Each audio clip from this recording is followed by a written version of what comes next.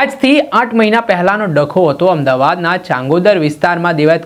ખવડના driver અને car પર હુમલો થાય છે। મામલો બીચકે છે અને ધ્રુવરાજસિંહ ચૌહાણના ત્યાં પ્રસંગ હતો। તેમાં દેવાયત ખવડ લોક કલાકાર તરીકે ત્યાં લોક ડાયરામાં આવવાના હતા, પરંતુ કોઈ ડખો થયો। ત્યારબાદ ધ્રુવરાજસિંહ ચૌહાણ છે તે ગીર સોમનાથના તાલાલા ગામમાં એક રિઝોર્ટ છે ત્યાં ગયા હતા અને આ બાબતની જાણકારી દેવાયત ખવડને મળે છે અને દેવાયત ખવડ પોતાના સાગરીતો સાથે ત્યાં પહોંચે છે અને ધ્રુવરાજસિંહ ચૌહાણ ઉપર જીવલેણ હુમલો કરે છે, જેમાં દેવાયત ખવડ સહિત તેના સાગરીતો સામે હત્યાના પ્રયાસનો ગુનો નોંધાય છે। આ સમગ્ર મામલો ગીર સોમનાથની કોર્ટમાં ચાલે છે અને ત્યારબાદ વેરાવળ સેશન કોર્ટ દ્વારા આ મામલે શરતી જામીન દેવાયત ખવડને આપવામાં આવે છે। ત્યારે દેવાયત ખવડને શરતી જામીન 50,000ના બોન્ડ ઉપર આપવામાં આવ્યા હતા અને કેટલીક શરતો મૂકવામાં આવી હતી, જેમાંથી એક શરતનો ભંગ દેવાયત ખવડે કર્યો અને તેના જ કારણે તેમના જામીન રદ થયા હોય તે પ્રકારની વાત મનાઈ રહી છે। આ મામલે ફરિયાદી ધ્રુવરાજસિંહ ચૌહાણ દ્વારા સ્થાનિક પોલીસ સ્ટેશનમાં અરજી કરવામાં આવી ને આ ઘટનામાં ચાંગોદર પોલીસે અમદાવાદ ગ્રામ્ય કોર્ટમાં રજૂઆત કરી કે જે